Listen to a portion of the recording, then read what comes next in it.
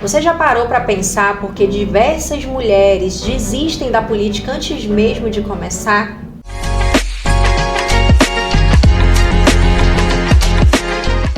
Esse tema ele precisa ser tratado urgentemente, é a violência de gênero. E para isso eu trouxe a advogada eleitoral Carol Frota, que é especialista nesse assunto, e nós vamos tratar aqui de temas que precisam ecoar. Porque temos a responsabilidade de trazer as mulheres à conscientização e a política faz parte do nosso dia a dia. Por isso eu convido vocês a se ligar nesse podcast e assistir até o fim. A política não é um tema chato, não é um tema desnecessário, é um tema que precisa ser debatido, é um tema que precisa ser esclarecido e é um tema que nós mulheres temos o dever de participar, porque é o que decide o futuro dos nossos filhos, do nosso país. Boa tarde, Carol. Então, Carol, eu gostaria que você se apresentasse para quem está nos assistindo. Boa tarde, obrigado, Érica, pela oportunidade de abrir aqui esse espaço, né, o TPM, que tem tudo a ver conosco, das nossas bandeiras, da nossa rede de apoiamento à mulher. Muito obrigada pelo convite, quero te agradecer e dizer que é uma honra participar aqui contigo do teu programa. Então, meu nome é Caroline Frota, eu sou advogada, eu atuo na área criminal, na área civil e na área eleitoral também durante o período eleitoral, né? E a Érica me convidou aqui para a gente falar dessa violência, né, de gênero, a violência da mulher no contexto político, né? Eu mesma aqui já sofri violência política durante você tentar fazer o acesso a esses cargos públicos, né? No caso, eu sou uma pessoa que disputei um cargo do judiciário e eu mesmo enfrentei violência política durante o meu processo de disputa, né? Então, a violência política e a violência de gênero é quando eles buscam te legitimar, te excluir do processo, né? De você se inscrever. Eles buscam te atacar moralmente, psicologicamente. Pois é. Esses são os maiores ataques. Eu lembro que desse episódio, Carol, que eu e a Carol nós temos uma aproximação, além dessa entrevista aqui, né? Uma amizade pessoal mesmo, de longa data. E assim, por que eu trouxe a Carol? Justamente, não só por ela ter sido uma vítima, como por ela ter essa especialização, mas eu gostaria que ela começasse esclarecendo pra gente a diferença entre essa violência de gênero e a violência comum que as mulheres costumam sofrer, né? Porque a violência política, ela tem um contexto e tem a outra violência de gênero, a violência psicológica, outros tipos de violência que a mulher sofre.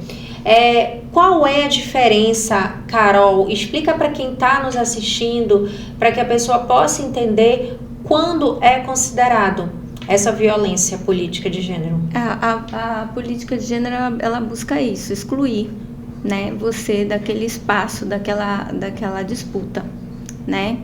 E eles usam a tua imagem como mulher para te machucar, para te denegrir, para te humilhar, né? E aí a política, ela tem uma finalidade, ela te excluir mesmo dessa disputa. E a de gênero é usando a tua condição de mulher para te denegrir, né? E aí é quando eles exploram a nossa imagem, a nossa até fragilidade, né? Porque a mulher é um ser sensível, né? Quando ela vai para uma disputa com o homem, ela tem que se munir de ser uma mulher, de buscar forças, né? De ser uma mulher força e a coragem, eu digo que a coragem é uma grande aliada no processo da mulher enfrentar esse processo político, né? A coragem e ter coragem também para denunciar, porque a lei, ela existe, as leis estão aí, elas foram criadas, as leis são muito boas, mas para elas serem executadas, as mulheres têm que passarem a denunciar mais, para que o judiciário possa punir. Se não tem punição, não tem porque não vão fazer a denúncia corretamente, né, nos canais que tem de apoiamento. Tem o Ministério Público, tem a Delegacia da Mulher, tem diversos hoje. A rede de apoiamento ela é extensa.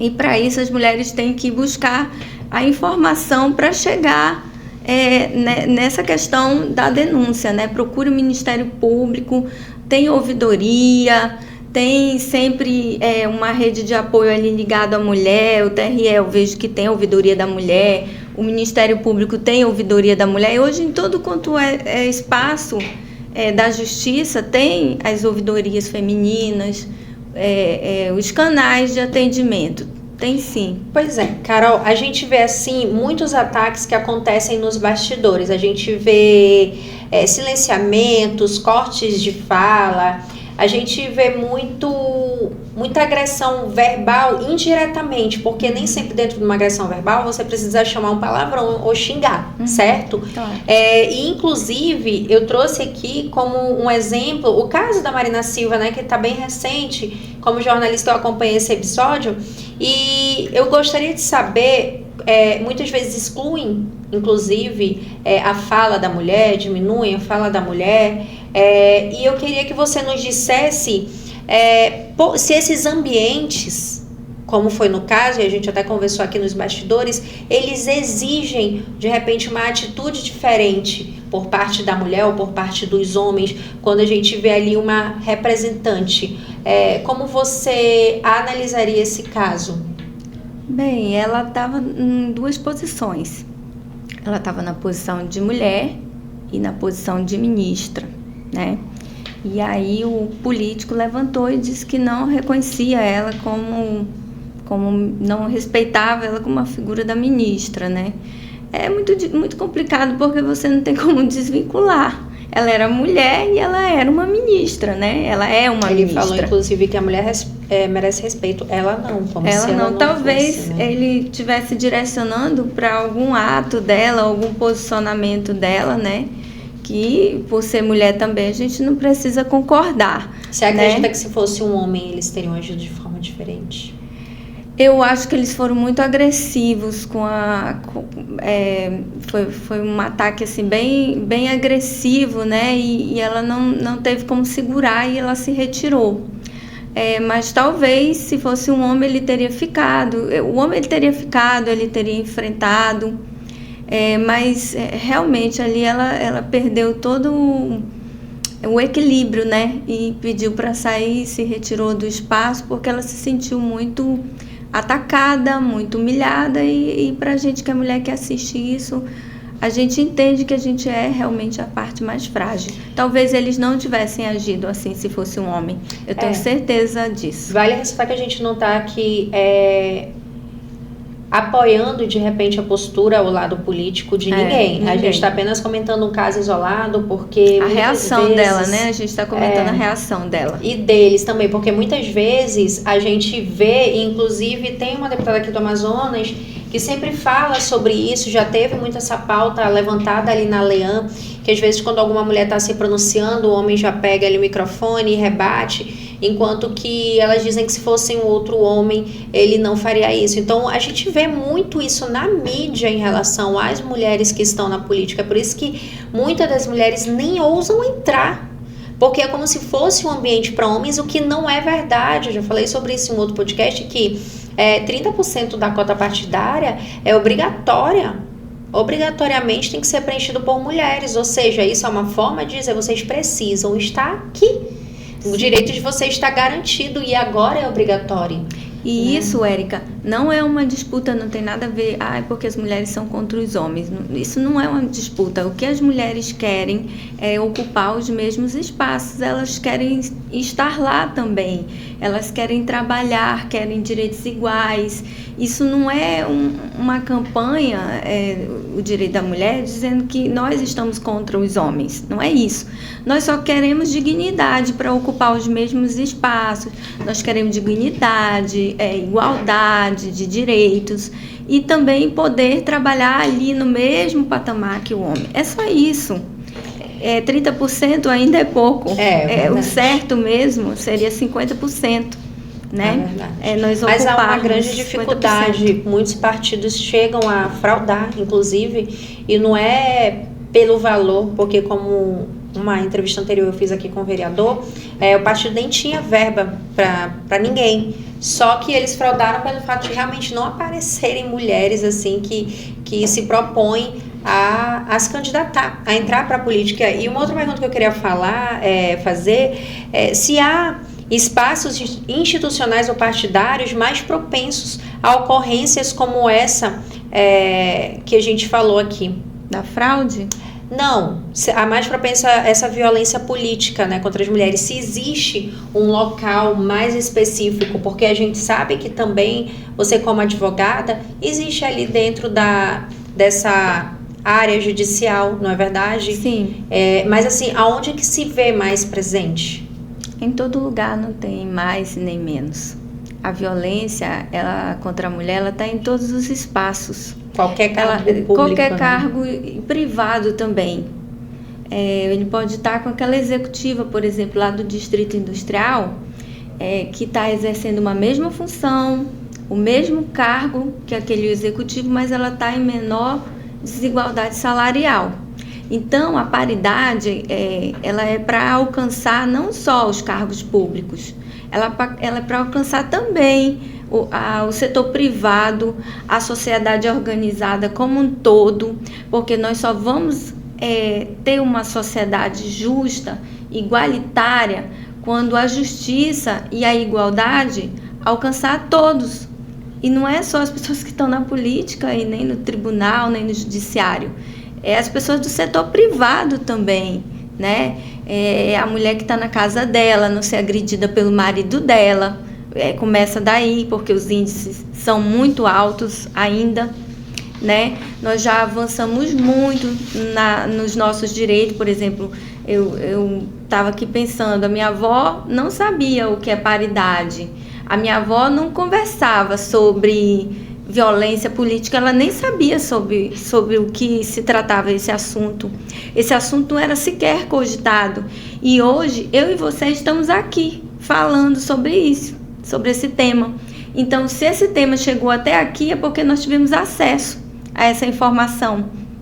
E só se cura uma sociedade igualitária com educação. Tem que ter muita educação, muita informação. Vocês, profissionais da imprensa, são ferramentas muito importantes, porque vocês é que vão levar essa ampla informação, a rede de apoio, né, do combate à violência de gênero, da mulher, da violência política, da violência entre todas as esferas, porque hoje a sociedade tem delegacia da mulher, tem delegacia do idoso, aí nós temos também o combate do homossexual. Eu acho que a lei deveria ser eficaz, uma só para todos, porque se temos no artigo 5º da Constituição Federal da República que temos a igualdade, essa lei ela tem que funcionar no país inteiro, e ela tem que funcionar para todos, para a criança, para o idoso, para a mulher, para o homossexual, para todo mundo, para o negro, para o índio, sem distinção. Mas o que a gente vê, Carol, é que muitas delas não denunciam. Na verdade, a gente vê que muitas mulheres não denunciam violências, ponto, né? Então, assim, seja violência doméstica, algumas nem sequer reconhecem o que é violência psicológica. Por isso que o TPM surgiu muito com esse propósito de falar sobre isso. Uhum. E agora, sobre essa violência política, que de uns tempos para cá, com o advento das redes sociais, ela é mais explícita. Quero até te perguntar aqui, sem muitas delongas, mas há uma diferença entre o que a gente vê nas câmeras e o que há nos bastidores? De repente, eles crescem em cima da mulher ali quando estão sendo filmados, ou nos bastidores é ainda pior? Sim, porque a violência política ela é muito pontual. Ela vai no psicológico e também na tua moral. Ela é uma violência moral. Então, é atacado esses dois pontos. Dificilmente na violência política você vai ver violência física, é raro.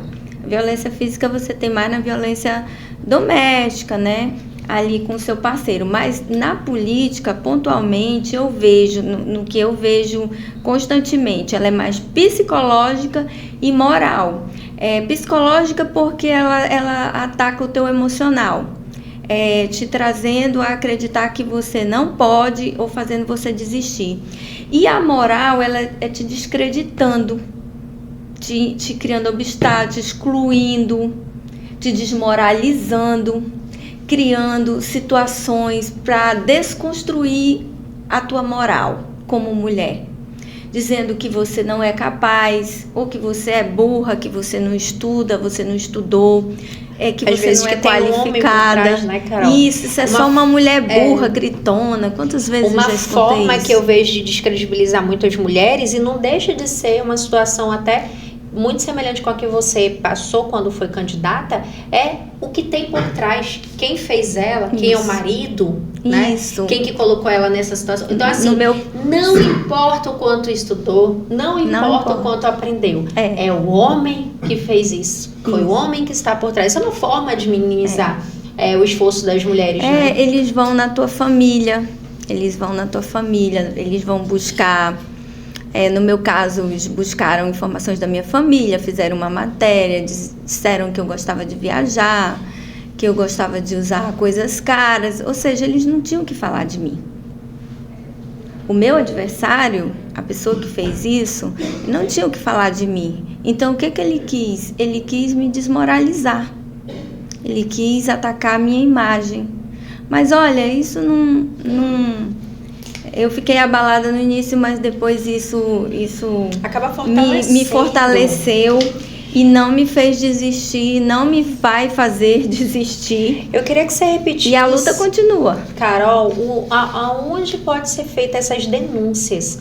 Né? Quando uma mulher, seja ela uma advogada, seja ela uma política, seja ela candidata, até a síndica de prédio. Sim. Aonde é que a mulher, ela pode buscar ajuda? A mulher que é violentada de alguma forma, a mulher que se sente ridicularizada, a mulher que se sente diminuída por ser mulher, aonde ela pode buscar ajuda? Você iniciou no podcast até falando, mas eu queria que você adentrasse um pouco mais nesse assunto para quem está nos assistindo entender. A mulher, ela conta com uma rede de apoiamento, como eu te falei, tem muitas ouvidorias. Né? Tem a ouvidoria do Ministério Público, no TRE tem ouvidoria, e você pode estar buscando isso com a própria promotora, né? Que está atuando ali naquela promotoria, recebendo a tua denúncia, porque o Ministério Público ele vai te direcionar, você vai fazer a sua denúncia na Delegacia da Mulher.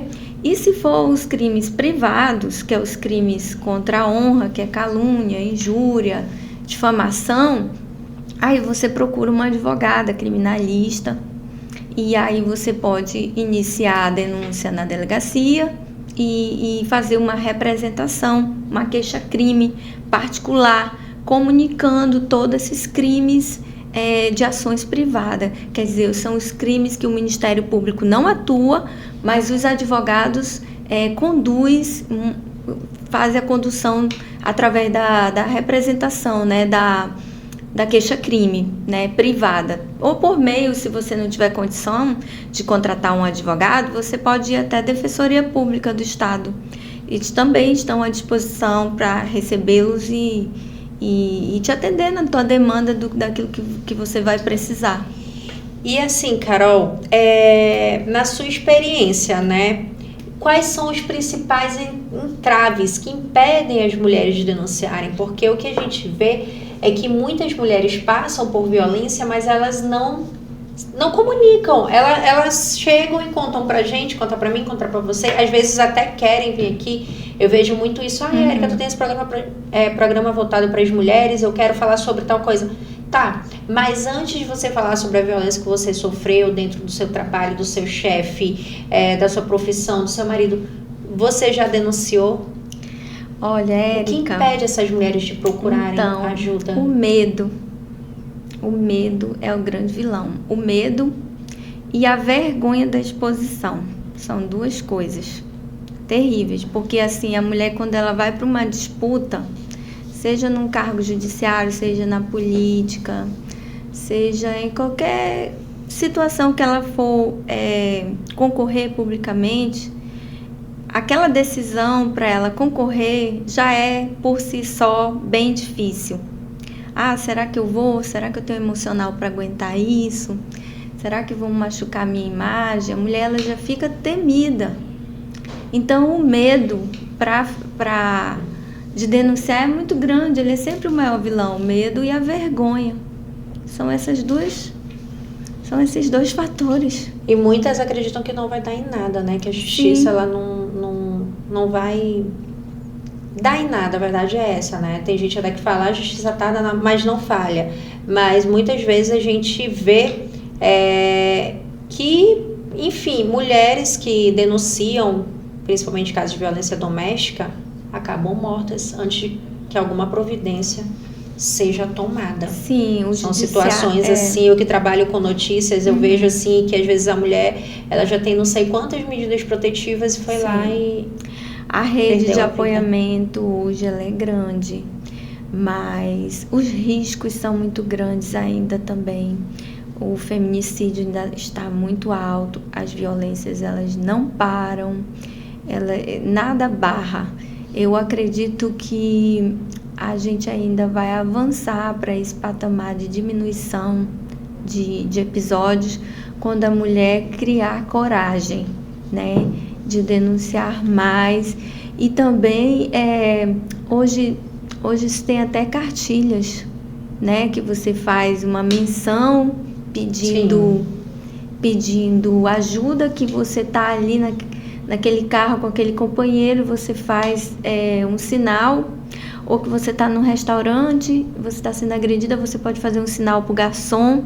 Eu já vi esses comandos nos banheiros, né? Você está num restaurante, aí o banheiro lá, ele diz, se você tiver, você faça isso com as mãos ou com os dedos, você faz uma mímica. E aí você recebe ajuda. Eu acho que hoje você tem que se munir de informação e buscar cada vez mais informação para que você saiba os cuidados que você tem que tomar daqui para frente e de identificar também psicologicamente quando se está dentro de uma violência emocional, quando aquela relação não é saudável. Eu acho que tudo está ligado à educação, né? Quanto mais promoção, campanhas, divulgação, orientação, cartilhas, comandos de proteção forem criados em torno dessa violência e também chegar essas informações no ouvido, né, daquela pessoa que está passando por isso. Porque hoje não tem classe social, você está passando por violência. Não adianta, se você é médica, se você estudou isso tudo, você pode estar dentro de uma violência, sendo uma juíza, sendo uma advogada. Eu já tive casos de colegas advogadas que não sabiam que estavam dentro de uma violência com um companheiro emocional. Sim. E aí, através de uma troca, de uma conversa de restaurante, tivemos a oportunidade de falar que aquilo ela estava passando. E foi quando ela despertou e resolveu procurar ajuda. Sim, a violência psicológica ela ainda é muito ignorada pelas mulheres, isso é um fato. O relacionamento tóxico, abusivo, por isso que eu sempre falo que quando o TPM surgiu, ele surgiu muito com essa ideia, porque eu vejo muito isso. Mulheres que se submetem a relacionamentos onde elas são diminuídas e elas sequer sabem que elas estão sofrendo abuso psicológico ali. Mas, Carol, a lei número 14.192, ela trouxe grandes avanços aí, importantes no combate à violência de gênero contra a mulher. E assim, eu gostaria de saber se ela de fato é aplicada e se há casos concretos onde ela foi usada e onde ela realmente trouxe aí a responsabilização dos agressores. Érica, essa lei, ela é uma lei de tratamento, né, de tratamentos iguais. Ela é para punir informações falsas, fake news, também aquela divulgação com IA, né? Então ela vem para tratar todo mundo naquele ambiente bem, né, e evitar as fraudes nesse sentido, né, de notícias falsas, tudo que for relacionado. Agora a lei existe, agora está faltando a mulher fazer a denúncia, denunciar, ter coragem e denunciar, porque o judiciário ele só vai punir quando for provocado. O judiciário ele só age mediante provocação, não tem como o judiciário punir se você não denunciar. Por isso que é importante, eu sempre falo que o maior aliado da mulher vai ser a coragem de denunciar. Agora, fato concreto, eu não sei aqui te dizer, não estou lembrando aqui de algum fato para citar, nesse momento não, mas a lei está aí e ela é para ser usada, e se alguma mulher se encontrar nessa condição, denuncie, tenha coragem, denuncie. Tem que partir do princípio que é necessário tentar responsabilizar de fato esses agressores e esperar que a justiça seja feita, né? Seja feita. Mas assim, a gente falou aqui sobre a paridade de gêneros. Falei também sobre cota partidária, a gente sabe que isso também existe no judiciário. Você acredita também que isso faz a diferença ou é apenas simbólico para se mostrar que alguma coisa estão fazendo pelas mulheres? Ou se isso realmente gera ali dentro dos partidos, dentro do judiciário, enfim, uma consciência? É muito importante que a mulher esteja presente em todos os espaços, no judiciário, porque ela vai ser uma julgadora. E se ali uma mulher chegou, abre espaço para outras chegarem também, né? Onde uma mulher chega, vence, todas elas vencem juntas, vencemos todas juntas e vamos estar naquele espaço representada.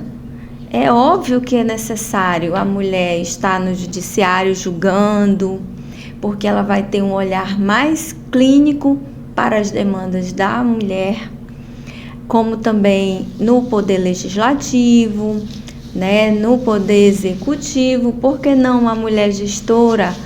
Por que não no comando, né? Uma mulher ainda falta, né? Falta mulher no comando também, igual o homem está há muito tempo, né? E ali nós vamos estar totalmente representada. A mulher foi ensinada, né? Incentivada a competir. Elas são competitivas, nós somos competitivos. Mas isso tudo é um processo educacional, porque nós fomos ensinados a competir e nunca se apoiar. Mas eu acredito que isso está mudando. E eu acredito que a mulher vai refletir sobre esse comportamento e ela vai procurar se apoiar cada vez mais, porque ela precisa disso, ela precisa do espaço dela, porque é para o próprio bem dela, ela precisa do seu espaço e ela precisa ser representada por mulheres, né? E ela não pode ser o grande vilão dela mesma, né? Ela não pode jogar contra, né? Nós vamos jogar a favor, sim, do nosso gênero mulher, do gênero homem, né? É aquilo que eu te falei, a sociedade ela só é justa quando ela é igual, quando ela é igualitária. E, Carol, assim, o fortalecimento da presença feminina no judiciário e na advocacia pode ajudar a transformar a política? Pode transformar a política, pode transformar a justiça, né? Esse processo aí que você citou, que às vezes a demanda judicial ela demora, e às vezes não acontece a punição. Essa mulher ela pode, chegando nesse espaço, ter um comprometimento com essa pauta e ter um olhar mais acolhedor para o tema sensível mulher. Eu acho que nós vamos crescer em todos os espaços, assim como já chegamos, vamos chegar ainda mais. Eu acredito que é de suma importância. Mulheres apoiando sempre mulheres. E, Carol, para finalizar, eu gostaria de saber que mensagem você gostaria de passar para as mulheres que desejam entrar na política, que desejam concorrer a cargos públicos, né, seja no judiciário, enfim, nas instituições, e também que mensagem você daria às instituições que silenciam frente a isso? As mulheres, eu digo a elas que tenham coragem, né? O primeiro ponto é a coragem. Coragem de concorrer, coragem de enfrentar o processo, porque sempre seremos atacadas, isso é um fato. Mas a gente não vai saber se dá certo se não tentarmos. Então, vamos tentar, vamos ter coragem, vamos concorrer mais. E as instituições que silenciam, o silêncio, ele não combina com a democracia. Esse silêncio, ele é um crime, né? Que nem Santo Agostinho falava que é o pecado que se faz não fazendo, calando, silenciando, fingindo que não está vendo. E eu acho que o silêncio ele é um crime também, porque nós precisamos da democracia e a democracia não combina com o silêncio. Não combina. A igualdade, ela caminha com a democracia. E o silêncio, ele é terrível para o processo democrático. Carol, muito obrigada pela sua participação. Assim, espero que essa conversa realmente ecoe, né, que venha a trazer consciência para as mulheres, que a gente possa aqui desmistificar essa Sim. ideia de que a política é para homens, de que o judiciário, as mulheres são mais fracas. A gente viu vários casos, até aqui em Manaus, de mulheres também dentro do judiciário que foram atacadas. É impressionante, a gente não vai entrar aqui no contexto, nos nomes, mas eu, como jornalista, vejo uma realidade muito triste sobre isso. Vejo colegas sendo atacadas, vejo jornalistas, repórteres sendo atacadas, e eu fico me perguntando até onde isso vai parar. Então isso é um tema que a gente tem que debater muito, a gente tem que trazer a reflexão, tem que fortalecer, tem que apoiar. Como você fala, infelizmente a gente vive numa realidade onde mulheres criticam outras mulheres, mulheres atacam outras mulheres, nenhum momento se põe no lugar, nenhum momento procuram saber o que está por trás daquilo. Nós somos desmerecidas o tempo inteiro, não importa o quanto você estudou, o quanto você trabalhou. Eu mesma sou vítima, vez ou outra disso, né? Porque assim, às vezes você tá ali numa rede de mulheres que você considera da sua confiança, mas na verdade estão sempre... É até a vítima da própria inveja, né? A mulher, ela tem isso muito forte. E aí as mulheres, ao invés de aplaudirem e apoiarem, incentivarem, nossa, que legal, você está crescendo, vai longe, faz, acontece, disputa, acredita, fala para todo mundo, aparece mesmo na mídia. Não, elas são sempre assim, não vai dar certo, faz isso, mas é aquilo, tem esse mérito, mas foi por tal situação, entendeu? Então assim, é sempre um mais, é sempre... não sei explicar porque. Existe até um livro que eu ganhei recentemente que se chama Sem Rivais, e justamente aborda esse tema de como nós seríamos, né, como seremos, na verdade, se nós parássemos de olhar um para os outros como concorrente. E ao invés de você olhar o seu concorrente de uma forma negativa, a pessoa que está ao seu lado, seu chefe, sua colega, como alguém que está disputando espaço com você, mas você olhar como alguém que tem a te acrescentar. Quando eu estive na Disney, inclusive, eu estudei ali a diferença entre a Disney e a Universal, e é incrível como eles usam essa adversidade, né, que eles são adversários ali dentro daquele terreno, para crescer.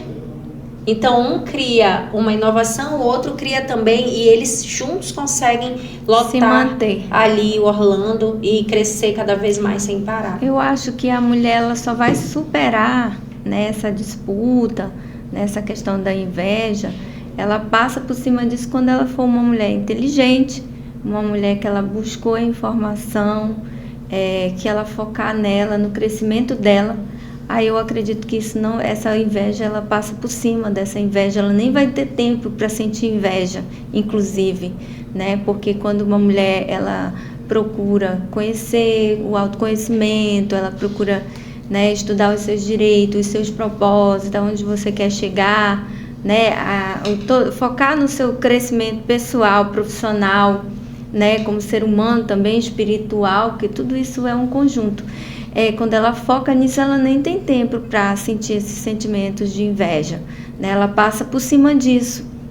Ela passa tranquilamente por cima disso. Eu acredito que as mulheres vão ter no futuro educação para saber lidar com isso e que elas estão sendo vítimas da ociosidade.